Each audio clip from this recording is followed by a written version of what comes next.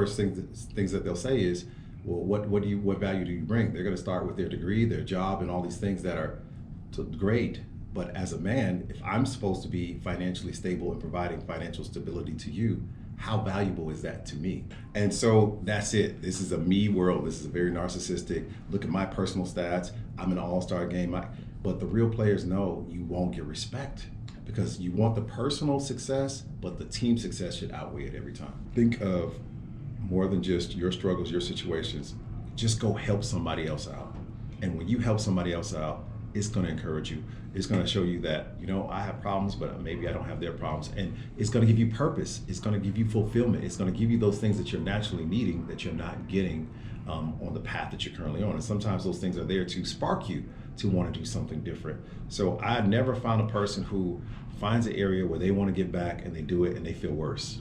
It just is not possible. Mr. Andre. Rex. Just ask Andre. Good to be back, man. Welcome back, brother. Boom, part 2. The remix. What have you been up to since the very last time? You've been a very busy man. Yeah. It's been Has it been a year? It's been a year. Wow, that goes by so fast. That's incredible. It's got to be closing in. If it's not a full year, it's got to be very close to it. I think it was because it was 2022. Mm-hmm. And we're at the tail end of 2023. Wow. Yeah, right. Yeah, I think that really sums up what I've been about. I live life. First off, I want to say thank you for having me. This is an honor and pleasure. And pleasure's all mine, brother. I know there's going to be some good ground that we're going to till, and I hope for fruit for this because my purpose in life is to live life on purpose. Ooh. And I live it like I have 5 years at most from this date, from like fall 2023. Let's say I have 5 years at most to live life. I don't. That doesn't mean I don't. I take advantage every single day. Don't get me wrong, but I like to think that is my upper limit. So if that's my upper limit, what kind of intentionality should I bring to all the things that I'm doing? And so, doing things like this, very meaningful for me. Studying so I can understand the problems that we have. Thinking about legacy, thinking about family, thinking about my life purpose. And my life purpose for me as a Christian is always aligning with what God's purposes are for people, our Creator, how He designed us to be. And I think that, we always struggle in places where we're getting further away from the design.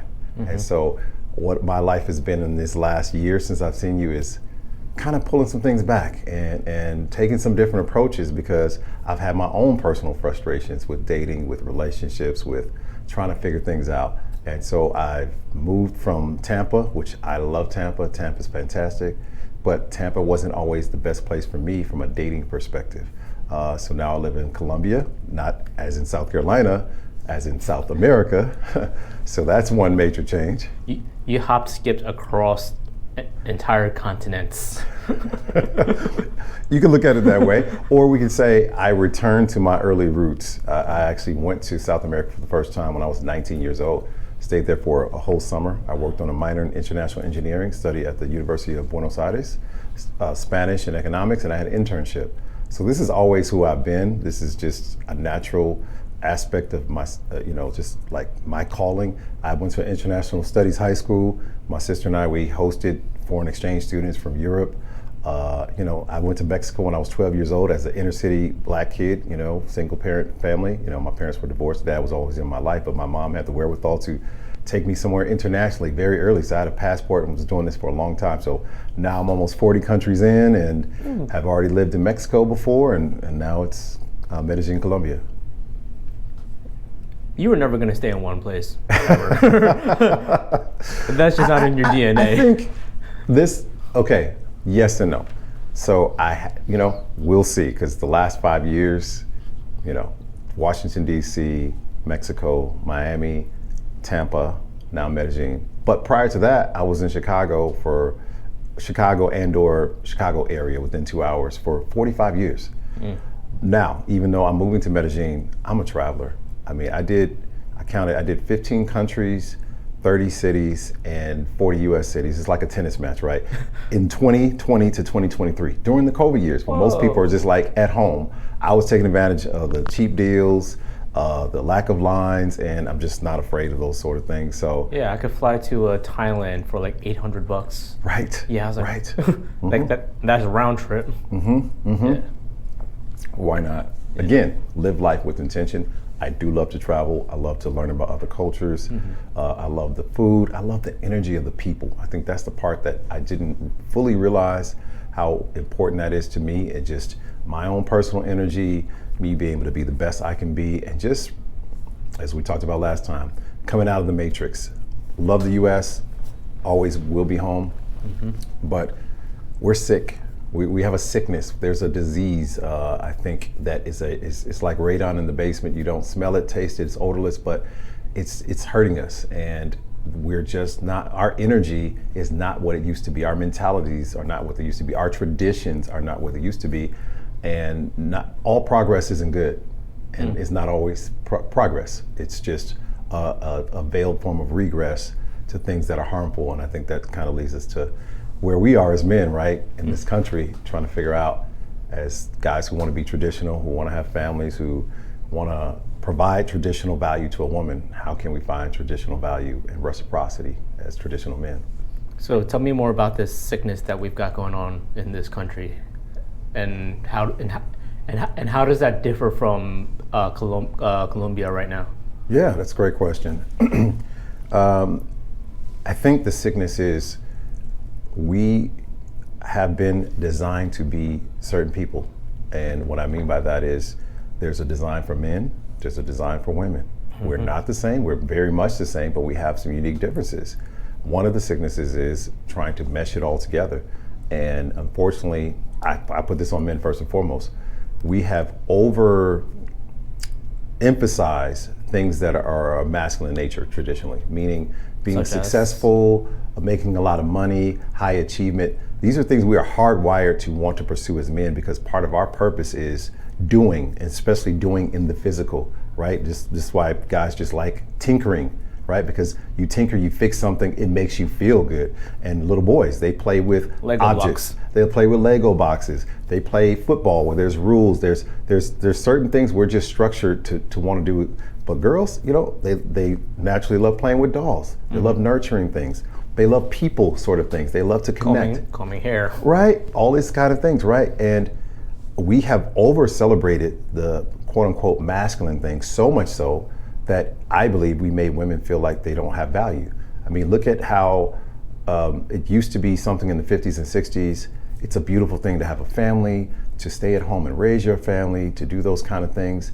Now it's like a dirty word to be you're lazy or something like that, as if it's not a lot of work, or as if it's not trying, as if it's not very valuable. We look at teachers. My daughter's a teacher. I'm really proud of her. She graduated from Georgetown, decided to do Teach for America, and is now working on the west side of Chicago with some kids at 4th grade who really can't even read, and some other kids who are coming from other countries who don't speak English. So, I mean, she's got her hands full, but God bless her for wanting to take that service. But we don't pay teachers what we should. That's the most valuable job ever. The one that's going to directly impact society on a person by person basis and decide what kind of people we're going to have in this world, just as it is to be a mother, to be a father. And so all of these things that, you know, we take for granted, or we appreciate, what we shouldn't be surprised that women don't want to steer that way as much, or don't feel valued. So they pursue a lot of things that are traditional kind of accolades as a man. And then now in the dating market,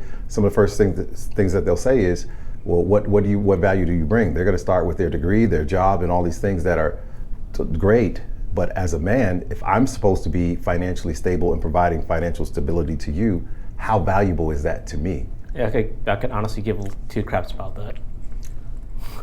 And I think most men kind of feel that way. Now we're in a society where it almost seems like people. They're nice. Don't get me wrong. I have to clarify. They are nice. Like the last girl I dated for a few months, like she was a neuroscientist degree. You know, it was really nice. But I didn't want to like talk about those things with her. Like I did talk with her about those things, and I picked at her brain just to learn more about how the brain works, how neuroscience works, how neurodevelopment works, how your nervous system works, and it was fascinating.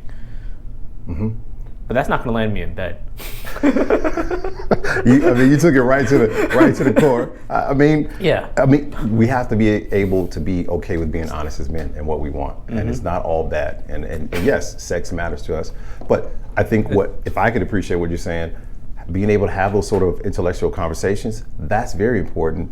But having the accolades and whatever else, at the end of the day, you need the softness of a woman, you need the nurturing of a woman, you need the touch of a woman, you need the empathy of a woman, and her neuroscience degree doesn't hit those core needs as men. And that's another thing we don't talk about a lot. What are the needs of men? And this is why we should be celebrating those things that are in women, those qualities we really want, so women will strive to bring those things to the forefront. All right, so let me sum up. So when you said we've over-celebrated the masculine traits, what you're saying is we took the recipe of what makes for a successful man, and we started applying it to everything that we could find under the sun. Yeah. In this case, females and just kids and whatever 2023 genders exist in between or whatever the heck, you know. And we're saying that every single thing needs to have these traits.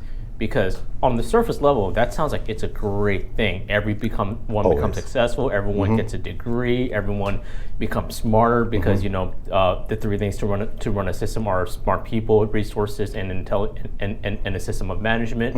And if we get more smart people, then it boosts the other two up. Everything's going to work out great. Yeah. But smart people isn't status. But it's not. Right? We're talking status. So it doesn't seem like it's working out great though. What happened? Well, you know what? Like, there's always meant to be balance. Too much of anything, even a good thing, is not good. Food is good, but too much is not good. Sun is good, but too much is not good. Taking it easy and slowing down, but too much is not good. Just as work is good, but too much of that is not good. So it's always about balance. And we're meant to work together synergistically. We're meant to be a team. And like any team, I think about basketball. I'm from Chicago, right? I grew up with the Bulls. I had a chance to see many championship games and just amazing things. Oh, you grew up in the era of Rodman, Pippen, and Jordan. Yes, absolutely. The golden era. Absolutely. And of course, everybody's favorite player was Michael Jordan, but as a basketball aficionado, I really appreciated Pippen's game more than anybody else, hell yeah. right? Because he does all the things that sometimes you don't see on the stat sheets. He takes the hardest person to guard. When Magic was killing Mike in the first series, who set up the pick? Right, or who do they switch to go guard Magic? Right, is Pippen, right? And that was the change in the series. And how do you guard Magic when you're Pippen? Pippen's big, but like Magic. Well, that's it. Pippen 6'9", 6'8", with long wingspan. Yeah. Magic was 6'9". He was bigger than Jordan. And so this is the point. We all have a role to play. Rodman, consummate role player. He would go whole games without taking a single shot. Or maybe only a shot where he's getting a rebound underneath the rim. And it's because everyone can play their role. Can Pippen score? Yes, he could. But he was better being the point guard. He was better on defense, better with rebounding. Scoring is great. That's what the game is about. But everybody can't take 30 shots like Michael Jordan, and you expect the team to win, right? You take the player who, this is what you do best, and add that contribution. Someone else is what you do best, and we work together harmoniously. But that's like a lost art. We all want to be, it's the team where everybody's a chucker. It doesn't work. And so now, again, with all the men accolades and status, and it's not even just because real manhood is servant leadership. We're going to talk more about that. But we just talk about the making money, all this kind of stuff, lifestyle. It's even this whole thing beyond manhood. It's consumerism. It's all kinds of isms. But bottom line is, it's not winning basketball. And we're suffering and we're struggling and we're wondering why it's not working because everybody's trying to be the same player on the team, and that's not a team. But then again, like everybody wants to be, it's nice. I woke up today. I put in 35 buckets. For the team. It feels great. You're Personal celebrated. Accolades. You got the women. You got the fans. You got the crowds. It feels great. Why shouldn't I chase that? Because just like in basketball, in relationships, you won't have a ring. No rings. Yeah. And so that's it. This is a me world. This is a very narcissistic. Look at my personal stats. I'm in an all-star game. But the real players know you won't get respect. because you want the personal success, but the team success should outweigh it every time. It's like you watched Any Given Sunday, right? Mm-hmm. Yeah, Jamie Foxx. Yeah, and they sawed his car in half. Oh, right. Like, you want to win without the team? He said, you want to win with half a team? You can drive with half a car. And he sawed his car. Yeah.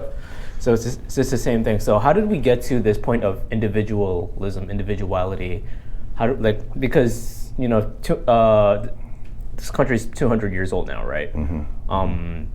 250 years old now. We've survived for this long, not by accident, by design. We've worked together for so long. Yes, we divided for a couple of years and then we came back together. Where do we divide this hard where it seems that everyone is in just pure individualistically focused on themselves? How did that happen? Yeah, that's at the heart of your other question. What is the sickness? And I think a lot of it is this we're no longer thinking about the larger and the greater. So people used to get married and they used to sacrifice and they used to think about family for the community's sake, because they feel like this is my contribution to the community. If you're a spiritual person, this is part of my kingdom purpose. It's bigger than just my family. Then you take it down a level. The people make decisions for the sake of their family, for what's best for the family, and doing things from that standpoint. That's taken away. Then it's not even, can I be committed to another person, and can I really help bring that person to be the best version of themselves, give them the dependency of knowing they have someone who has their back, and if they go down, that I'll be there to lift them up. And there's something that should make you feel good in that, but we have lost all of that because it's like zombie making. Once you have one zombie and that zombie is selfish and doing whatever for them, and then they make another one, and then we make another one, and then we look up and we got a world full of zombies, if you will, who are selfish people who don't believe that a real relationship is about interdependency. We talked about these three terms: dependency, independence, where everybody thinks that's where you're supposed to arrive. No, that's just being an adult. That's step two. Right? Interdependency is I'm good by myself, I'm great with someone else, and that much greater because the two together as one is better than one by themselves, right? I'm a movement by myself. Hey. We're a force when we're together. I mean, it's like people get that, but somehow then we come back to these relationships and we bring all these self-centered traits. And so when women are picking guys who don't believe in the bigger picture and don't have something bigger than themselves in mind, well, no, you shouldn't follow a guy like that. You shouldn't let him be your head of your family, and submitting to someone like that would be, it's stupid because you're just going to do whatever he wants for himself. But all the other girls are picking him. Obviously, he's doing something right. Well, we're going to talk about that. I think that's a part of the thing. We lost the cultural links of knowing what it is to find a good man, what it is to find a good woman, what that looks like, So now instead, you're like the GM of your team. You're picking the person who gets points, but they get no assist. They don't play defense, but we glamorize that kind of type. So we glamorize the F boys. We glamorize the alpha dudes who are toxically masculine and who are funny, tall, athletic, have drip, whatever else. But they're not good people. They're not good leaders. They're not reliable. So your grandmother would never choose a person like that. She would choose the blue collar guy who may not be flossy, flashy, funny, tall, sexy, but he's rock solid, right? Would you say we lost it within the last generation or two generations, or were we building up to this over the last 7 generations? It's kind of like the reverse curve of technology. Like technology has kind of crept up. 1800s we had some things, 1900s, mid-19s, and then it just starts to go crazy, right? Now we're in the AI era where it's just through the roof. It's the same way with the depreciation of traditional values and the things that made us good people and made us, like good stock. My folks are from down south. Like, we come from good stock. People just took pride in that. People don't care about those things anymore. It's just Southern hospitality. All of that kind of stuff, right? It's like to say to a woman, you know what, you want me to be a gentleman, right? What do gentlemen do? They open doors, they're gonna protect you, walk you to your car, gonna do all these things. These are traditional masculine things. But if I were to say, hey, if I come to your house, can you cook for me? And can I sit down and can you serve me something? that's Southern hospitality. That's just like, that was the cultural thing. Now it's looked at as, you misogynist, how dare you ask me to, serve you? Well, it should be mutual service. It just looks a little different between men and women.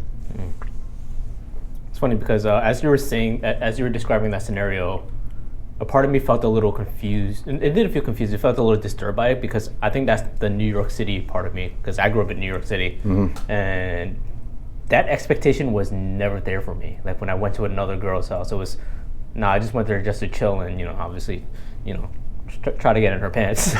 You're so transparent today. I love it, man. Yeah, but like just to go over and have her cook for me and just take care of me.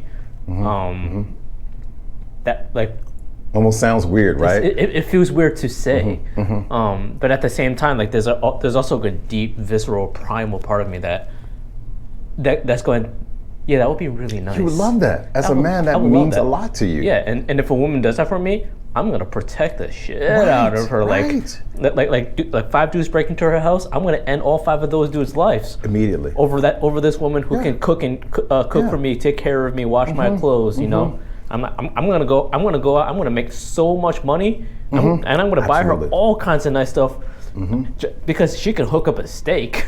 I mean, it's little things, and that's the crazy part. But once you start missing those things, once it starts to be kind of we're meant to be fed certain things. I mean, kind of pun intended here. And as men, when we get fed those things, to your point, we will jump through a brick wall for you, but we're not getting those things. And then frankly, we're not giving back some of the things. So as men, we're also servants. We're supposed to be servant leaders, meaning we're going to put our family first ahead of us. So even if we're supposed to have the last say and when we can't agree, we should be making decisions for the family first. So the best way to put that is, as a parent, you're the ultimate sacrificial leader.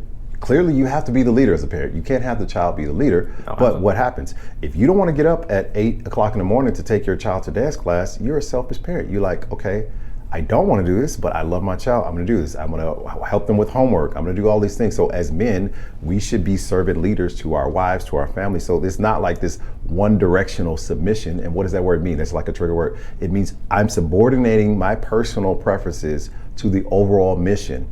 And subordinate means to change the order or to make the priority somebody else. Doesn't mean you don't do anything for yourself. Doesn't mean you're a slave. Doesn't mean you have to just say whatever someone says. As a woman, it's giving positional authority to a man to say, I trust you enough. I picked a good leader. I know that when we can't agree, you're going to make the best decisions. You're going to help with the vision and strategy and those sort of things. And I'm going to be glad to help you with the strategy and execution. But then as a man, that means we should, for that, and if we're gonna have to be the ones to die if somebody's trying to come in in the middle of the night, we should be able to get right. Okay, for that, there's a price the other way, and that is, I don't want to have to fight you. I don't want to have to contend with you. I want you to honor me. I want you to respect me as a leader, and I want to be able to have your encouragement, your support, and these little things that come with positive feminine energy that seems to be lost now. Yeah, because. How much are you going to want to defend someone who's always yelling, bickering at you? like listen, I defended myself all afternoon. Yeah. How about you go downstairs? Right. Use some of that energy, all that masculine, tough guy energy. Yeah. Right. So I heard this really interesting quote that this conversation is sort of reminding me. We sort of touched on religion. It was. You can build a home. You can build a family off of good values, but you can't build a society off of good values. For that, you need religion, and it doesn't matter what the religion is, as long as it is a religion. Your thoughts on that? Yeah, I agree with a lot of the principles there. I look at it slightly differently. All right. So. I come from a Christian worldview. So for me, and that means the Bible is the ultimate understanding of these sort of objective truths from my standpoint and realities. So the way it was designed, the very first thing in the Bible, we have all these different things that are covered, but before God went to anything else, after he created everything, the first thing he started talking about was man and woman and family and relationship. Why? Because it's an image of him. All right, there's the boat, take it off. maybe that was the shout out. Like I just scored with that line. The captain said, "I agree with you." Yeah, right. Preach on, brother. So it matters to God because I believe this family is meant to be His image. So from a Christian worldview, you have Father, Son, and Holy Spirit. So there's always been eternally distinctive, but it's one person, one God in three persons, I should say. One God in three persons. So God is eternally distinct within the Godhead. So He made men and women in His image. He made men more in the image of Jesus. So as husbands, we're supposed to be like Jesus. And what was Jesus? He was God in physical form. He took on physical pain. He was a carpenter. That was a very physical job. That's why men are naturally larger, naturally just meant to be about these physical things. Then you have the Holy Spirit, which women are made in the image of the Holy Spirit, which again, like we talk about, we're underrepresentation. A lot of people don't talk about the Holy Spirit. The Holy Spirit is God as well, and it is a person. It's not just a thing. And the Holy Spirit has the nurturing, the encouraging, the comforting. That's the dove is the symbol of the Holy Spirit. This is what a woman is supposed to be in that image. So guess what? When women decide, I don't want that, and when men decide, I don't want that, and everybody's all over, you're basically saying, God, I don't really like you. Your image is not that great. You created me to be this, and I'm going to rebel against that. I'm going to just tell you whatever, and I'm going to decide what makes sense to me, and I'm going to make you in my own image and say, oh, well, this is how we should make family, and I should make this, and I'm going to make myself God and think that I'm going to get good results.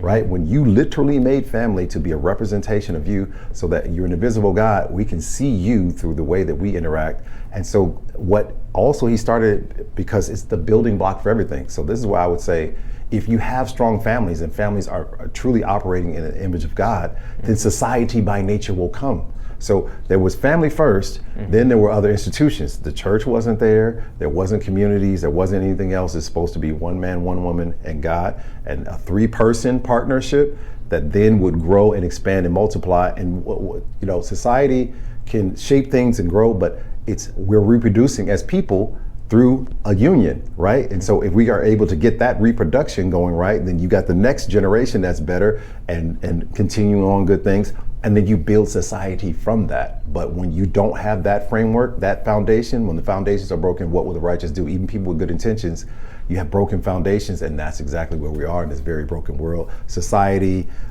universities, because families at the forefront are not what they should be. And what should they be? They should be what God intended them to be, from my standpoint. In His image, where men have a certain role. The protector, the provider. There's some key things, and here's the funny part. Most people, and I'm pulling my phone open because I like literally today was just meditating, thinking about this, preparing, and it's really simple stuff, but it seems like it's lost because it used to just be passed on culturally in families, but now it's lost. So, 4 essential, what I call male value propositions. So everybody thinks about protector provision. I like to put those as one, because if you are protecting, you're also providing security. Right? If you're providing finances, you're protecting someone against lack and not having what they need. So they really are the same thing. But for me, there's 2 levels ahead of that. Oh. That's like 3rd on the list. Oh. The first should be what I just already mentioned, a dedicated, sacrificial servant leader. And guess what? We're no longer taught anymore as men to be leaders. It's like, and so many young men who grow up without a dad and they only see female leadership, it's almost a shock to them to know that, men are supposed to be leaders. I've seen this with some inner city kids, at one of the nonprofits I work with.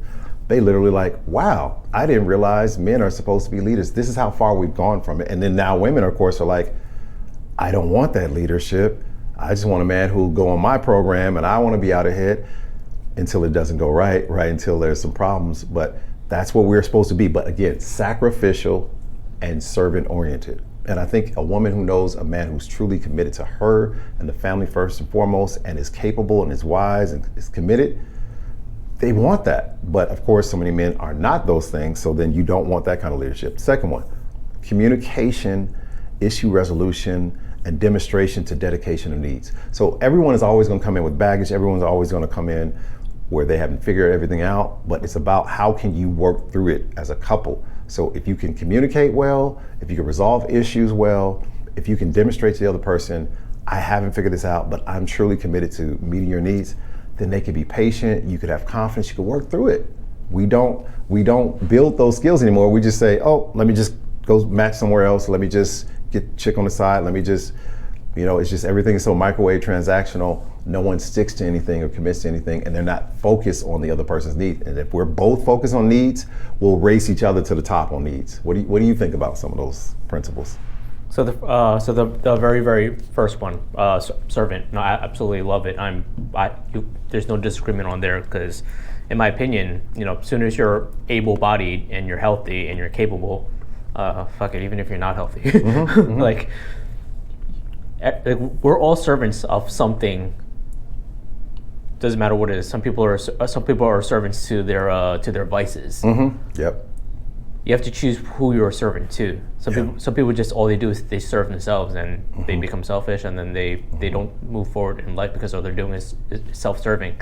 I mean, some guys make some money make a ton of money just being self-serving by screwing other people. Jordan Belfort, but then they eventually get caught. Yep. Sam Bankman-Fried, you eventually get caught. Bernie Madoff, you eventually get caught. But I think like the ones that build true lasting legacy, the ones that actually like make the real impacts upon the world, I think they're servants as well. Like the Elon Musk, the Bill Gates, the Jeff Bezos. People shit on them all you want. Yeah, they're billionaires. Like, if you've ever like read about their life, I do not want their life, because in order to get what they've gotten, a lot of dues. Walter Isaacson, brilliant author. He built brilliant biographer. He just released a book on Elon Musk. 12 out of 10 book. Definitely recommend you read it. Elon Musk would like.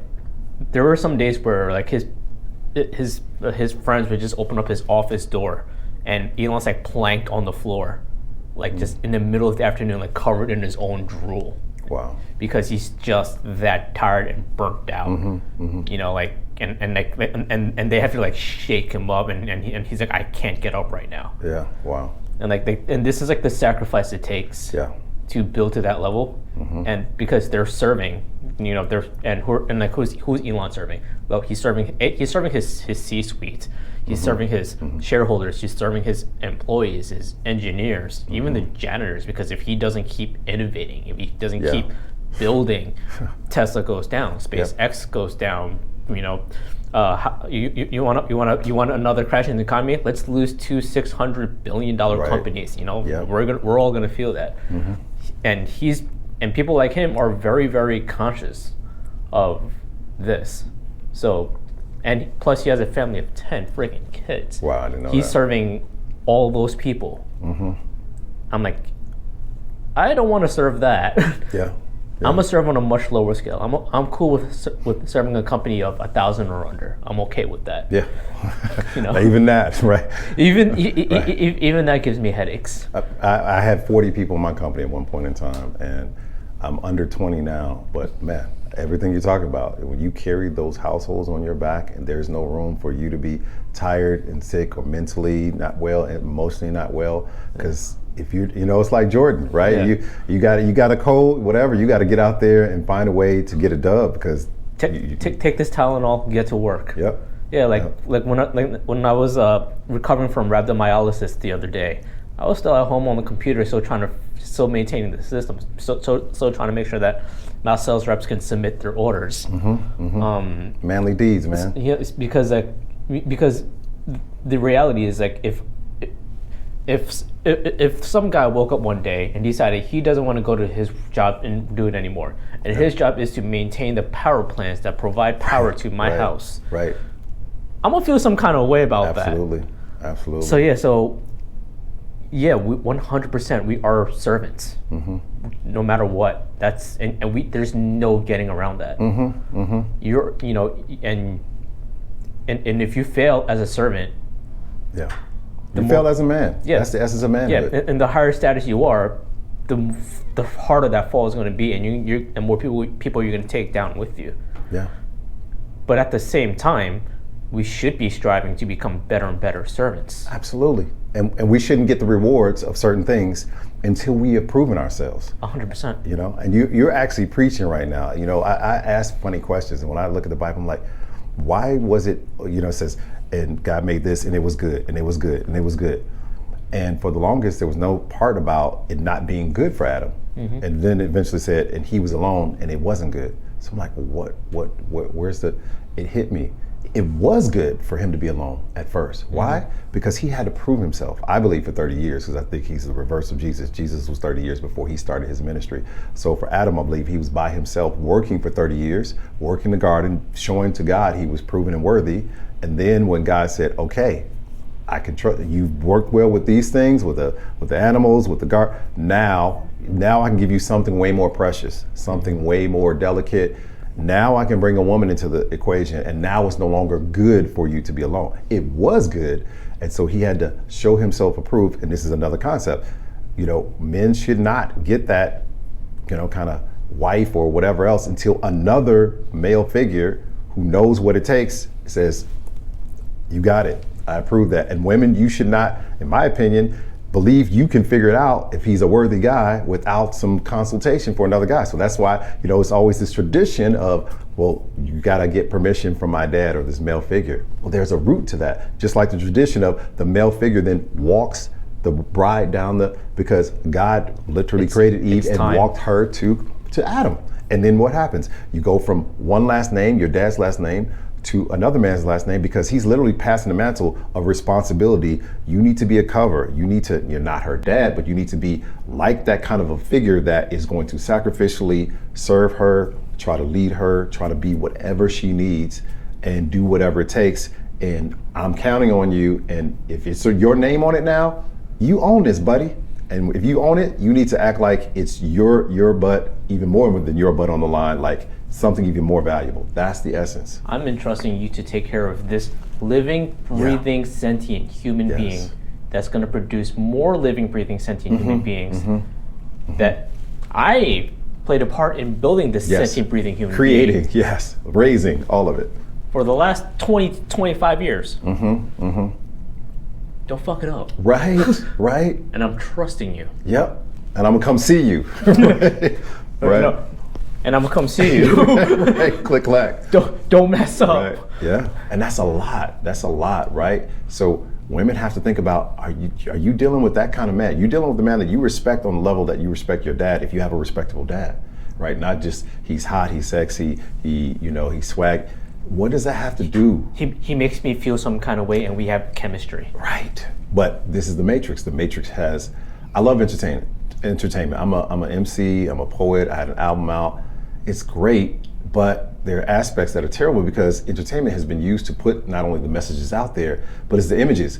If you think about it, in 1950s and 60s, was there this swaggy image out there for women to be like, oh, you started seeing like the rock stars, the Elvis, or Arthur Fonzarelli on Happy Days, right? Now all of a sudden the alpha swaggy male becomes the thing, and now the dad in Happy Days, he's just boring, he's just dry. So they started planting those messages, and now we look up post Disney.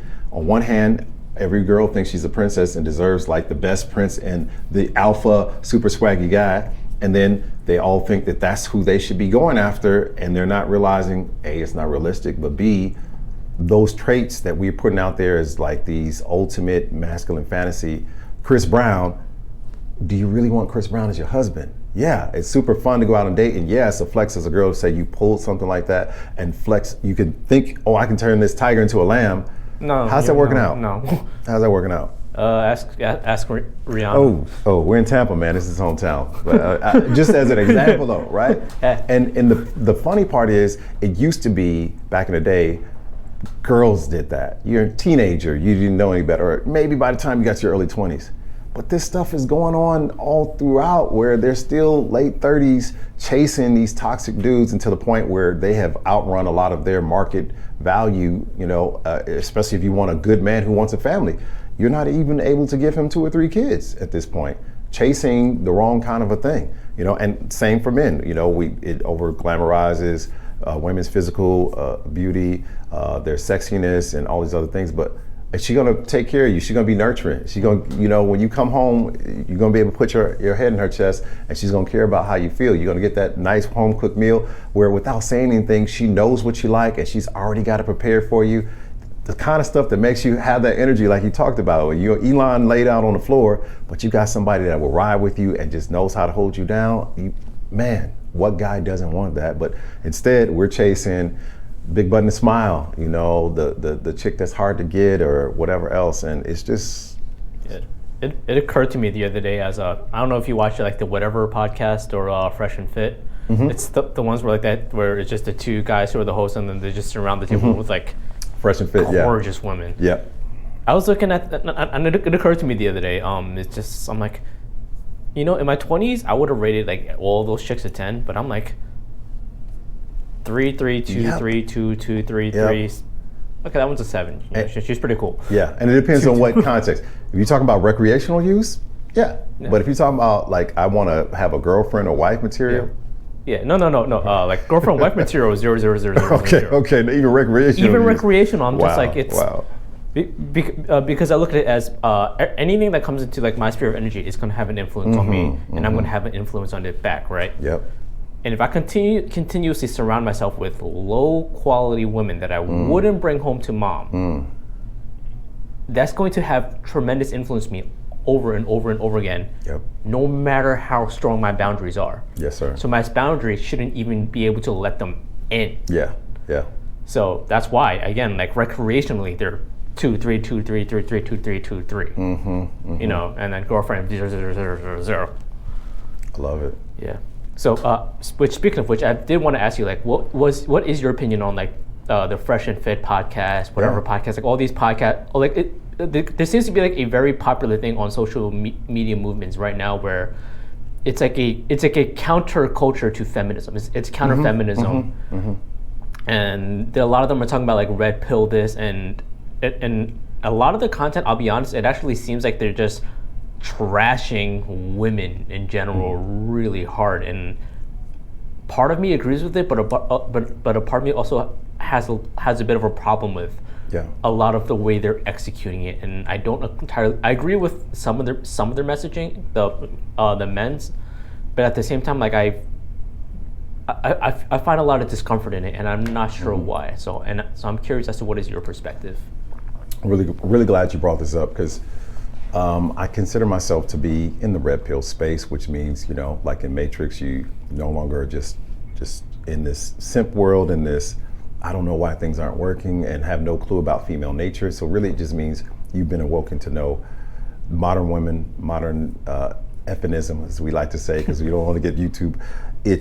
I've got 500 subscribers. I'm not worried. That's today. After this one, we're blowing up. But it's the realization that it's not working. Whatever we've been doing, it's not working, and both sides need to change some things. And I'm always one to be balanced. But the female side is the one that's way away from the original model, right? It's way away from tradition, and there's not even a clue of what they're supposed to be bringing. And when we bring up what they should be bringing, it's like you're told you're backing up, right? Whatever. But again, they don't understand these concepts like servant leadership and mutual submission. So I think there's a great place for these shows, and it shows that they're so popular because a lot of these guys, they only had 500 subscribers a few years ago, right? And they have blown up. Why? Because there's so many men who, like us, are frustrated. Traditional men who want to have families, who want to have serious girlfriends that turn into wives. It's hard to find the counterbalance. It's hard to find a reciprocal sort of energy. And they do a great job of educating men. So I love that part. They do a great job of esteeming men, helping men to know their value. They do a great job of helping men to see what kind of stupid things that we're doing that we're, at the end of the day, people only do to you what you allow them to. So there's a great place for that. But to your point, they're part of the purveyors of overemphasizing the masculine energy and devaluing the feminine energy. They're talking about men want this, but they say it in a way where it's like demeaning to a woman to say, okay, yes, you're a little bit more emotionally led. Well, there's a place for that. There's certain situations where you need someone to bring that influence, right? You need the Pippin effect over here. Everything can't be Jordan. So that's the part that I think is detrimental. The other part is just correct. Because I feel sorry to cut you off. no, please. This is a conversation, man. Yeah, because like I find myself like when I watch too much of that stuff, I end up hating women, and I'm like, this is not correct. And I have to remind myself, like, if I'm something I'm very conscious of since my early 20s. Never take advice from someone who's in a position that you don't want to be in. So when I look at like the Fresh and Fit guy, the whatever podcast guy, I was trying to remember their names. Yeah, but there's a bunch of them. Yeah, but like when I look at those guys, none of them are in a good relationship. So I'm very hesitant to take advice from them about life. Yes. When it like if I want to learn how to pick up a chick in Miami, I'll get right. Yeah, easily. You want to get your body count up. Yeah. You want to get your paper, but again, what does this have to do with the greater good for everybody? Right. Yeah, because at the end of the day, as human beings, the ultimate goal is to build a powerful community. What does that look like? Family, husband, wife, kids, grandma, aunts, uncles, cousins, working in unison, neighbors. And as far as I can tell, none of those guys are even close to having a good relationship, much less of a family. Yeah. So like if there's any guys that are watching this, this is the caution that I want to throw at them. Yeah, 100%. And it feels good, honestly, to kind of not be at the bottom if you're a guy who's been beat up and you can't ever, kind of pull the kind of women that you want to have, and to now move into that 20%. That you can actually be visible, right? Because it's like it's almost like a light spectrum for men. Most men are not on the spectrum and they're not visible, right? They're just out here, unless you're at this top 20%. And so, being fit, getting your career going, or making money, understand female nature, having confidence, like those are all good things. But then when it's just your end result is, okay, now I can bag a lot of chicks, but I'm not, and now I'm just going to stay in that zone and be selfish and take advantage of that. And literally, you're a zombie maker, because then now you're adding to this cycle, right? Yeah, because their system, as far as I can tell, perpetuates the very thing that they complain about. Yeah, that's it. Yeah, like the whole Andrew Tate effect. Yes, another example. Yeah, like. I got seduced by his words too at first. I'm like, all right, I like it. There's a lot of truth. I like a lot of what he says. I think in his case, his diagnosis is correct. Yes. His execution, right? His medicine, his solution for the diagnosis. Yes. Is completely off. Right. Again, multiple baby mamas. You just living this bad boy fast life or whatever else. Is that really the fruit we want? And status is everything, right? No, it's not. No, it's not. Well, the proof for him specifically is that he talks about weak men being addicted to porn. I'm like, didn't you make your first $1 million off of a cam girl website? Didn't you create these weak men? Like, didn't you set the house on fire that you're pouring water on? That's always so I love what you're doing here in terms of men. The thing you always want to do is look at the fruit and then look at the hypocrisy. So when the messages don't add up and they start to cross against one another, that lets you know you gotta chew the meat, spit out the bones. And so there's some meat there, but there's a lot of bones to spit out. And it's like salmon, sometimes it's those small ones that'll catch you and choke you. And a lot of guys don't have discernment because a lot of guys don't have the male leadership. Again, we don't have as many dads in, so this is good because they're telling people a lot of things that we should have gotten from our dads, from our uncles, or other male influencers. And it's in this day and age, it's like it's not even safe to be masculine anymore, like to project masculine things. So I love that they're pushing that boundary back. Yes. But then there's a place where it becomes toxic, and that's the line that I think is not. There's not enough discerning other voices to kind of temper it a little bit. I feel like the other discerning voices often get shut down a lot, very hard and violent as far as social media goes. Anyway. Okay. Like Joe Rogan, Dave Chappelle, and Jordan Peterson are 3 examples of people I would look to as good examples of men who speak their truth, are bold enough to say it, but are also in a place in life where I'm like, all right, teach me something, because they're married, very happily, great kids, successful kids, and extremely successful themselves with messages that are very consistent, but without all the flash. But somehow they, especially Dave Chappelle lately, they don't seem to have the same reach. Yeah. So. Sober truth is not as sexy, right? And everything that's quick, microwave, let me just have the superhero sort of, I could just go do this and then, be like, take it, I just turn cocky and now I can get those results. Real manhood takes time. Real manhood takes sacrifice. Real manhood is not going to be glamorous. It's going to be oil rig guy that's keeping us going. It's going to be the people that keep the lights on. It's not just the people who are driving the Testarossas. And the other key thing, look at the pattern. All the people you talked about, they're older. So we can listen to all these other young guys talking about this or that. You're right, they don't have families yet. They're not blah, blah, blah, or not real families. They don't have wives and they're not committed to those things. They're not, servant leaders themselves. So check those guys at 45 and 50 and maybe they figured a few more things out. And the reality is most men don't figure it out. They're not really where they need to be and they're not husband worthy until they're probably about 40, especially in this world where they're not getting raised to be good men. But those three guys I mentioned, Dave, Joe, and Jordan, they got married in their 20s and 30s. At the same age that the Brian from whatever podcast and Marlon and the other, I'm so sorry, apologize. No, you do better than I can. Then the Fresh and Fit guys do. The Fresh and Fit guys are right now. They're at the same age, and it doesn't seem like they're in a closer relationship when the prior three already married at that age and starting families. Yeah. I mean, it's kind of hard to even for them, imagine it because once you get in that lifestyle, and I lived in Miami for a year and a half post-divorce. So I'll just leave it at that. Just keep it a buck. Enough said. Right? I would run into some of these different content creators and I, went to the places they talked about. I understand it. Like I get it and it's enjoyable, it's fun, but it's not manhood. It's an elevated status of being a boy. You know what I mean? It's just bigger boy toys, including the women, being on the boats and whatever else. But what does that have to do with helping other people? And that's what it always going to come down to. So for me, the essence of manhood is not, it's not this independence, super independence that I can do well. It's interdependence. I am so good that I have room enough to pour over for other people, and I am dedicated to bringing other people along with me.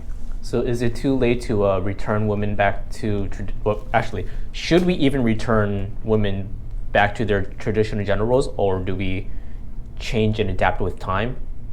And if not, how do we bring women back to a traditional gender role?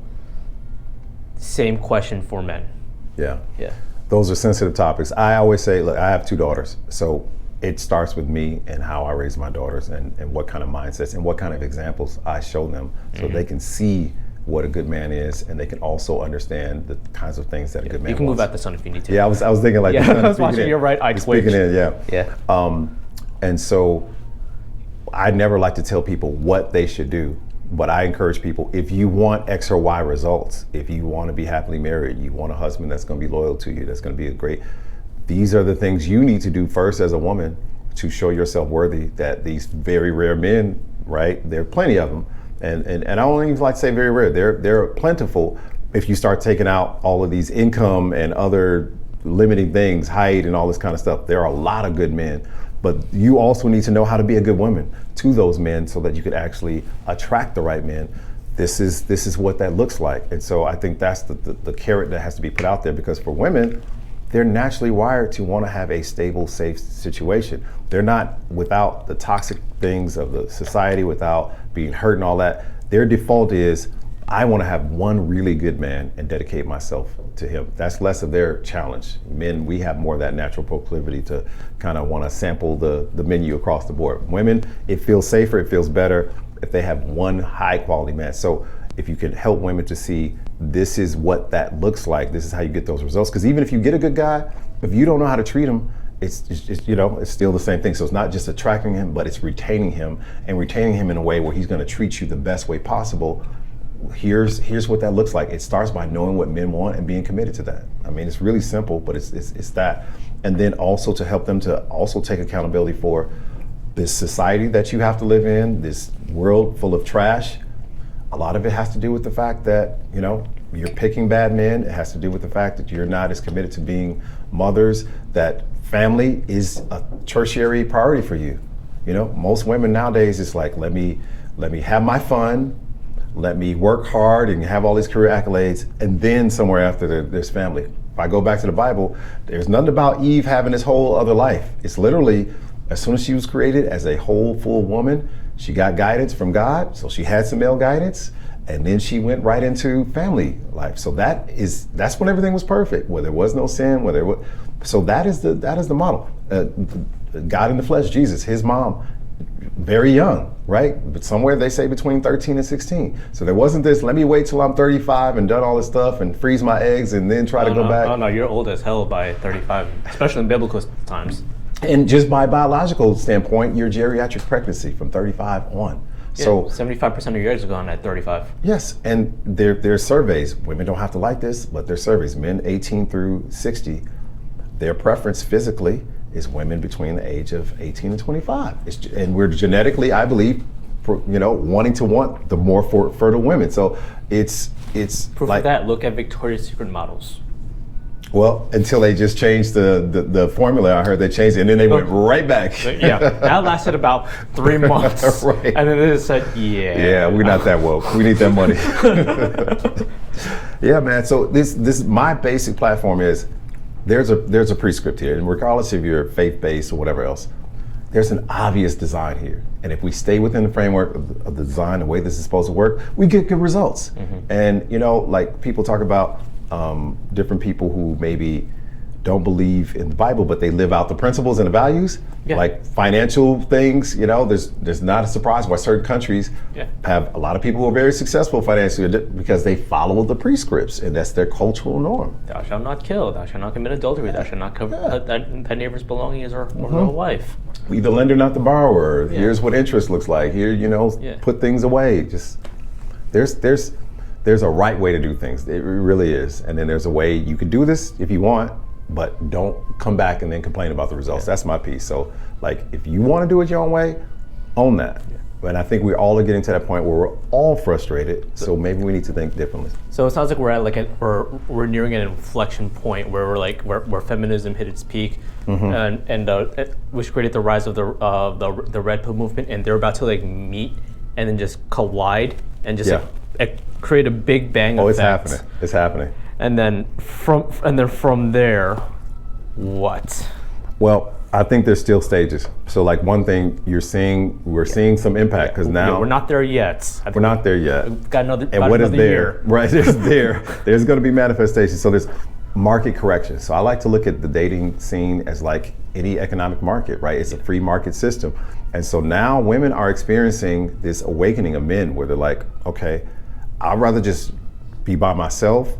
And unfortunately, because of things like pornography and other things, right, and strip club, right, they're like, I'll just they have get AI this another way. girlfriends now.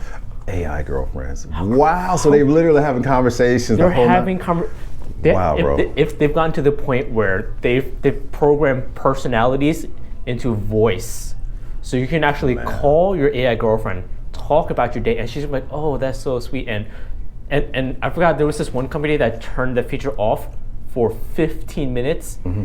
Their email server crashed. Wow. 15 minutes. That's Men sad. were losing their minds. That's sad. Yeah. This is where we are. This is how desperate men are to find these things, to have that. And this is what most people don't know. The majority of men are sexless. The majority of men don't go out on many dates because they're invisible. They can't be seen. And then it becomes a self-fulfilling prophecy. They don't build the social skills. They don't have the confidence.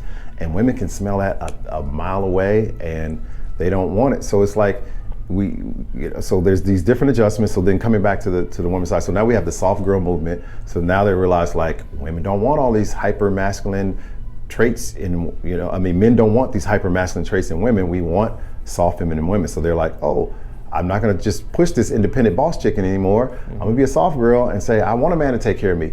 Yeah, but what are you bringing back the other way? It's still like about you. It's still self-centered, and it's just you'll say what you need to say to get what you need to get. And there's a time and place for that. We're not saying to not do that. There's a And time be and genuine place. and authentic with it though, and also add be what men want all the way, not just what we want to hear, but be the opposite side, and the reciprocal side is what I should say, and don't just try to take the part that'll still get you what you want, which is the money from men, but you're still not willing to be what we want, all the way. You just put a new cover on it, like, oh, okay, this is what you want to hear? So that's kind of where we are a little bit. There are some women who are waking up, but this is coming back full circle to our conversation. It's so far out of whack in the US. For someone like myself who's very dedicated to being the best version of myself, work myself up, and I like to start with the financial last. But just interpersonally, my values, my emotional intelligence, becoming the servant leader. So that means I'm serving, I'm doing other things, physically, all that stuff, mentally, spiritually, and then yes, financially being in that place. I am not here to wait for a project or to, you got to take 6 years to ramp up, and then now you're ready to actually be a traditional wife. And I'm ready to give you traditional, full scale, top 5% male, right? So guess what I do? I go to a place where it's already it's already like ready-made for men who are looking for what I'm looking for. Yes, very attractive, because I think I should be able to, get that on the opposite end. I should be able to have top 10% if I'm providing top 10%. So attractive, feminine, fit, friendly, know how to take care of men. Enjoy it. It's not a chore. Enjoy it. Want men to be leaders. Want masculine energy, and don't want it just for the money or the transactional part of it. They feel like they need it because they value it. So I find that in spades in countries like Colombia, other South American countries. I find it in spades in the Philippines and other Asian countries. What's the common thread? These are countries where they didn't get matricized in that same way. They didn't get sold all of these things about we should do this a different way. They stayed within the playbook and the framework, and they get results. They have very low divorce rates. They have very high marital rates, and they enjoy and they love family, and family is at the forefront. So you see the fruit of it. So women grow up, yes, they go to school, they want to have careers, and many of them do, but that is not their main priority. Their main priority is, I want to be a mom, I want to be a wife, and I will fit the career part in where I fit in, maybe heavy before I have it. When I do have it, like my girlfriend, she works 4 hours a day. She's a tax accountant. She was in the math club when she was in high school. Extremely smart, but she's also very beautiful, but she's very feminine. And when we go out to eat and we have something shared, she puts something on my plate before anything else. Within 2 weeks of dating her, she just went to iron my clothes without, just like stuff that's just like you said, it's just weird. You're kind of like, is this okay? Is this? But yeah, it feels good, and she loves doing it. So I hear a lot of huge advocate for passport bros. You are, you've made that abundantly clear. I used to pull back from the term. I embrace it full-fledged now, because people are gonna make it what they want to make it. It's what I make it and what I believe it is. Yeah. But please continue. All right. And I definitely hear a lot of what you're saying. There's a ton of merit to it, and I've done a lot of research into it myself. And and I can't say that it's a bad concept. It's a brilliant concept. It's the same as being a nomad capitalist. Yeah. You go to where your businesses and taxes are going to be treated best, which is not the U.S. Right. Or anywhere in Western Europe. But at the same time, I worry, is this the correct solution, or is this like a Band-Aid, or is this like a Band-Aid solution for a much bigger car crash type of problem? Because I look at it as, regardless of if I go to another country, take my business there, move my family there, meet the woman of my dreams there, whatever.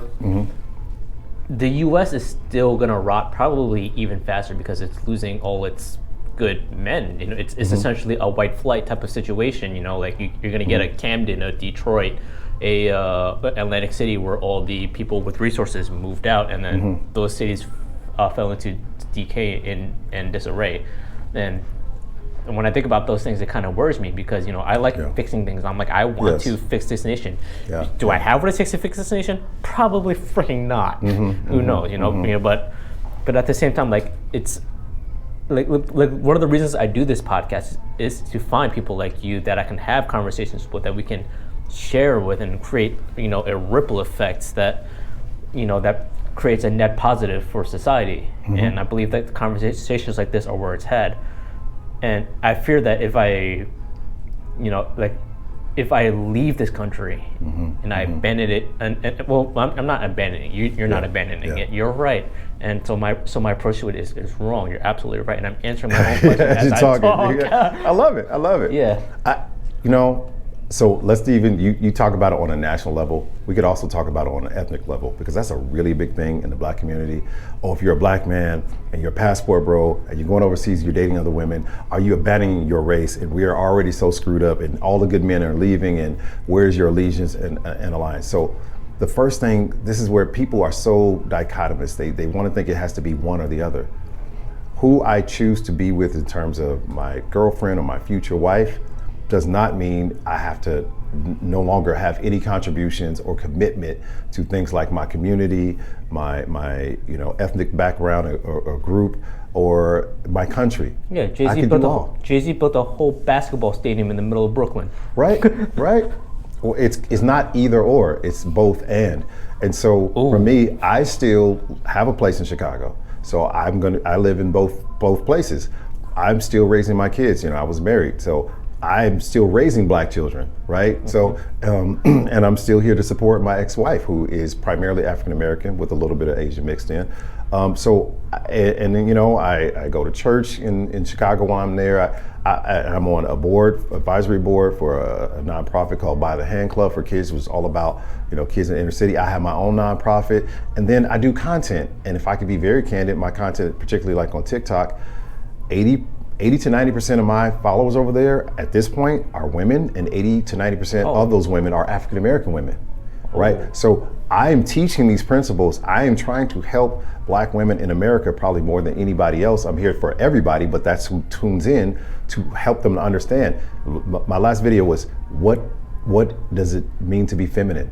Like, what should be basic concepts, but it's so lost and women are so far from it. That's the last video I did. So last year I did 300 plus videos last year. And this is outside of the other things that I'm doing to serve. So I'm not gonna sit here and wait to find somebody, or force fit myself into a situation here. I'm gonna do what's right for me, but that doesn't mean I can't give back and try to help other people out, right? So it's not the same. And then on the opposite end, if I end up with a black woman just for the sake of a black woman, but she's toxic, don't do that. She doesn't really even respect our culture or as a part of promoting the things that are going to help us. How does that help the cause? So people get so caught up in also a lot of black men get a lot of slack. People don't even realize places like Colombia, as an example, are full of people of African descent. South America and places like Brazil have more black people or people of African descent than the United States does. Colombia, I've met a lot of the women I've dated have some African background. I'm okay regardless, but my point is, how do you even define what is enough? Like my current girlfriend, she's probably 20-25%, but also indigenous, also Spanish. Black people in America, we're some percentage of these different groups. So it's just these frameworks that people have, but the reality is, what are you doing to serve? That's what it comes down to. So I do what I need to do to make sure my needs are met, but that doesn't limit me from serving as well. So if I were to apply to like just basic wealth building principles, when people talk about like billionaire beef or whatever, how's that apple juice, by the way? On point, man.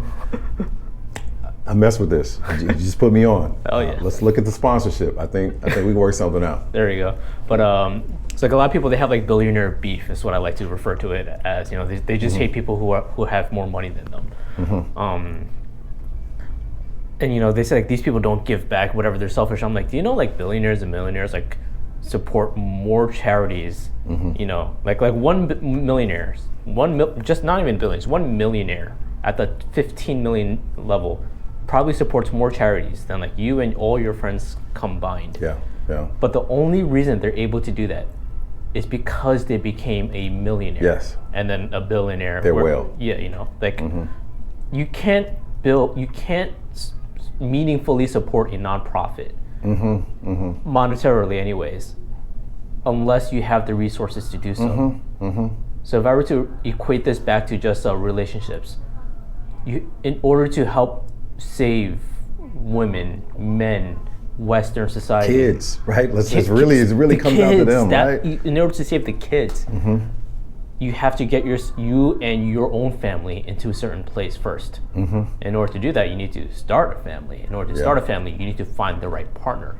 So if you don't find the right partner first, how do you save the kids? Yeah, and to your point, people don't respect you the same way if you don't have proven results and success. You mean like how I don't respect Fresh and Fit? The same way, right? And Brian? Right, and if you can't find it here, this is like anything in economics. You go to where the market is rich with opportunities, where you can buy low, and then where your stock is extremely high.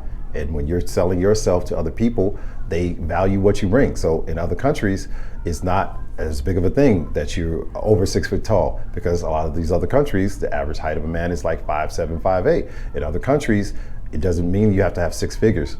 Those women are very happy to have men bring home $1,000 to the household. Like, I've talked to a lot of women, 90%, that's their number. Like, if they have that, some 500.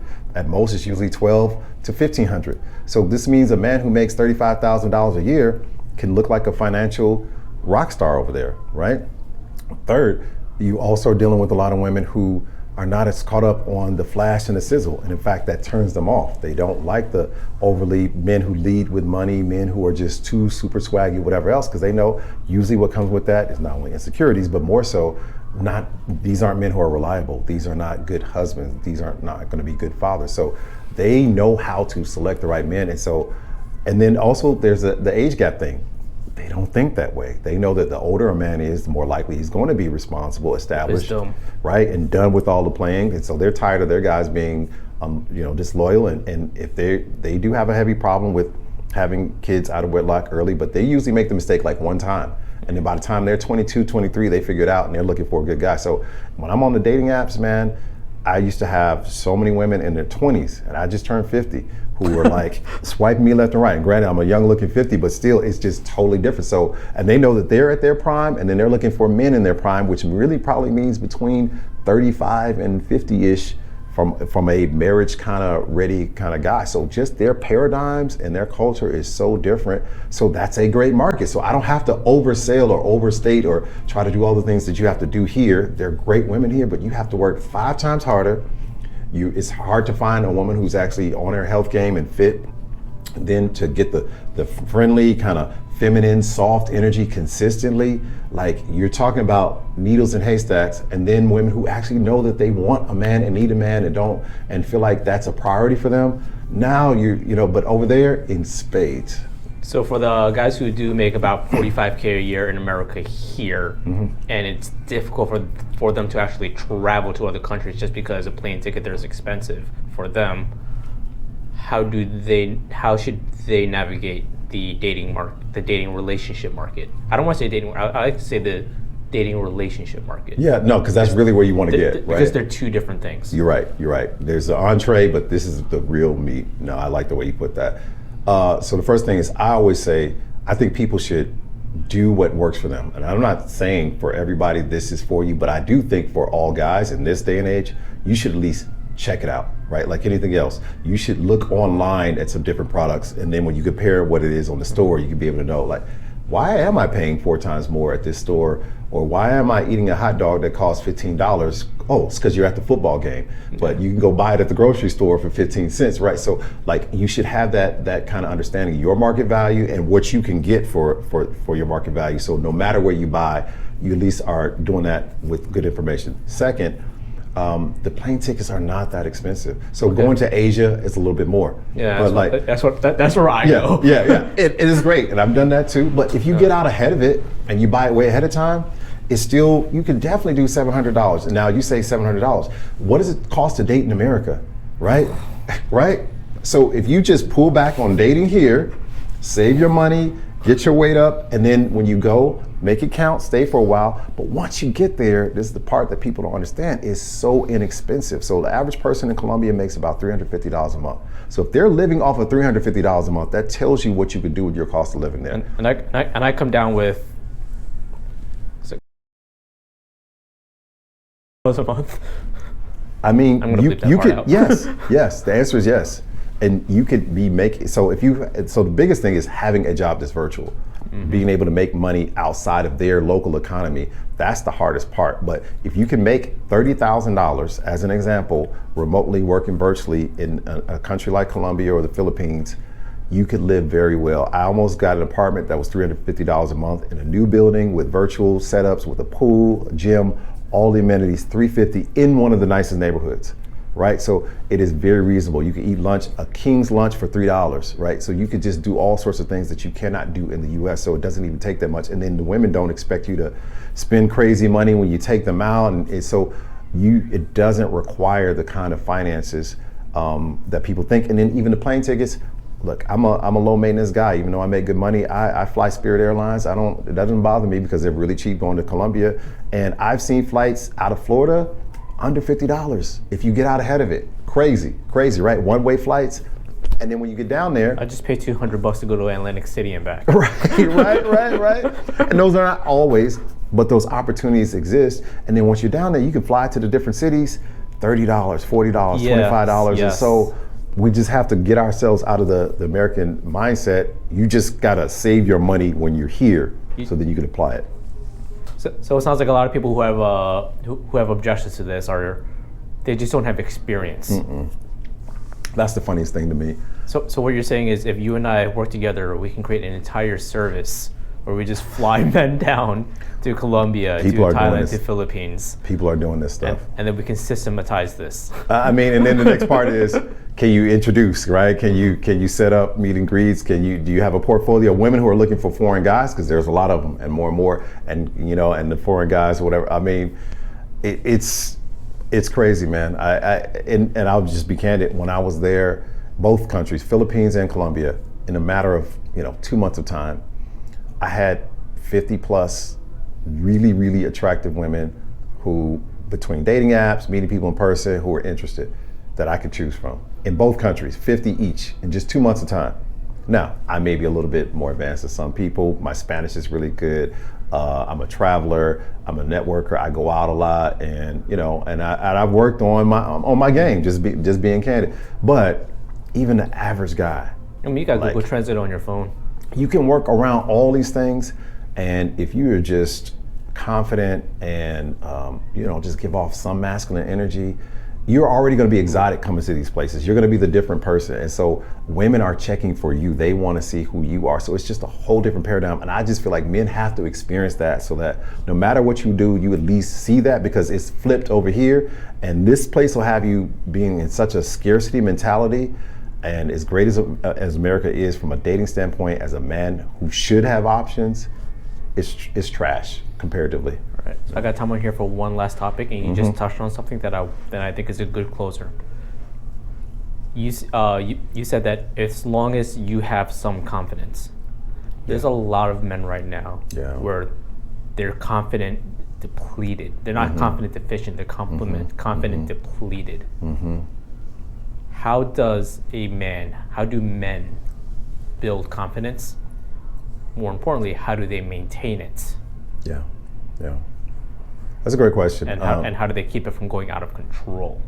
Yeah, right. It's balance. All three of those things. Yeah, I appreciate guys like the professor, my guy Jay in Miami, and other channels that are all about building men up, because this is a hidden, again, another radon in the basement.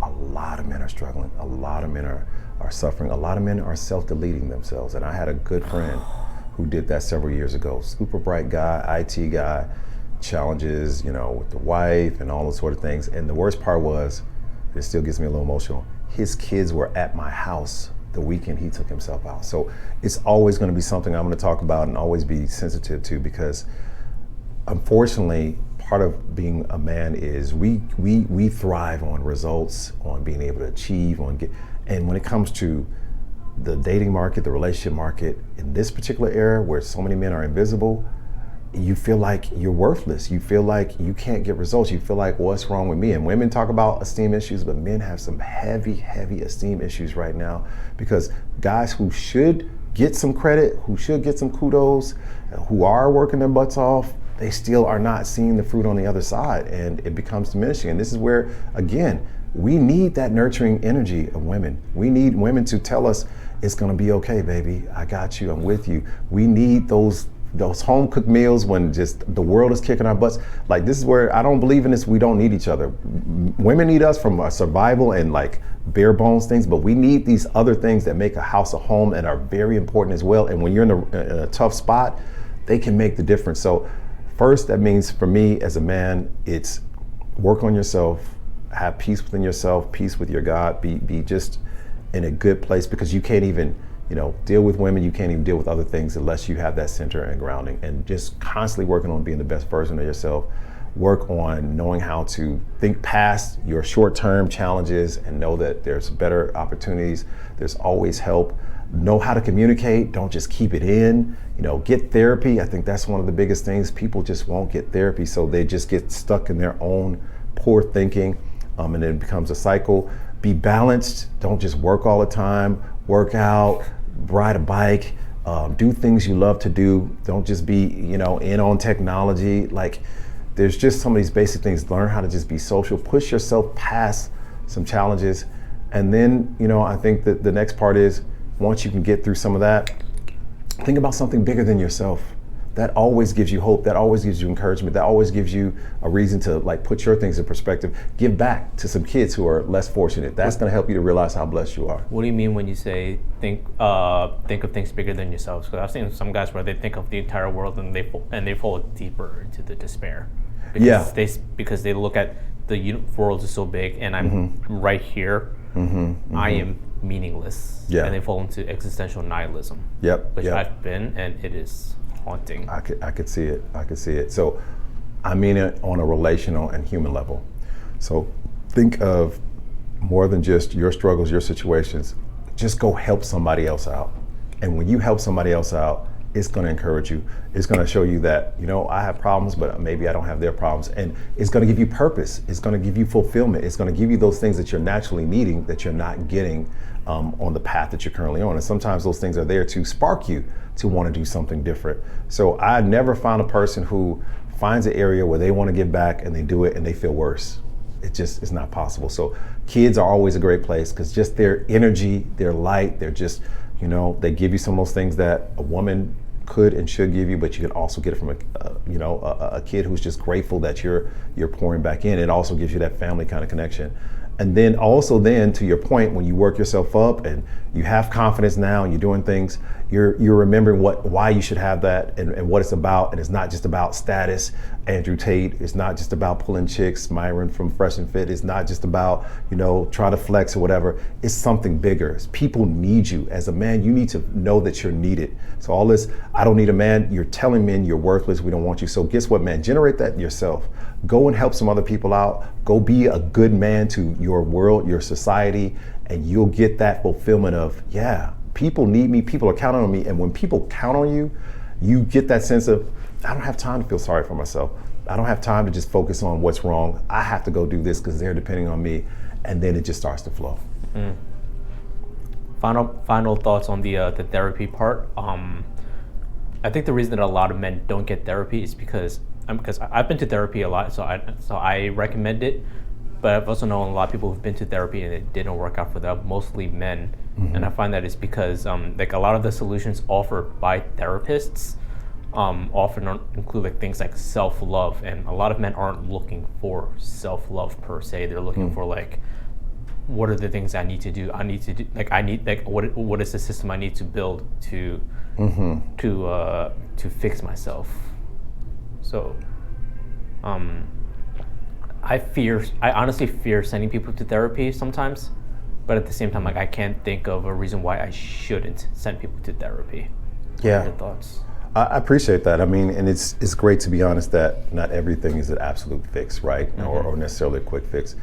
I'm a holistic guy, so I believe, you should approach a lot of problems and solutions holistically. I do think therapy should be part of it, because being able to process what's happened to you in the past and being able to deal with those things properly, because that's a lot of what's plaguing men and women, is we never process challenging things in our childhood, past relationships, and it's just still coming back to haunt us. It's just right underneath the surface until it gets triggered. But I think also having good men groups, having good information, having a place where you can have people who can relate to you as a man and understand your struggle. That's why Red Pill is so big, because there's a safe space for men to be like, yeah, I agree. Yeah, that's messed up. Yeah, I know how you feel. She's crazy right now. Right. And we have to have that, but we can't stay there. You can't just stay in this, I'm mad, I got the rage, this is messed up, women have been doing.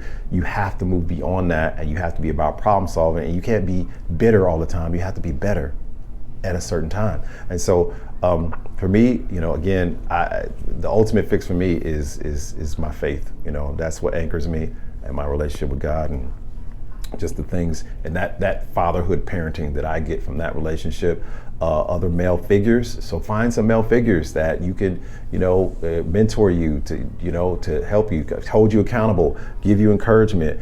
I guess what I'm saying to men, we go inward so much, we got to go outward more, and then just more comes. But do that in a holistic way. Get in sports leagues, be active, just like change it up. Whatever you were doing before when you're doing well, go back to some of those things. And so I don't think there's any one fix. I think we should do a lot of different things. And then I do think you shouldn't give up on women. You shouldn't just feel like there aren't any women who aren't any good.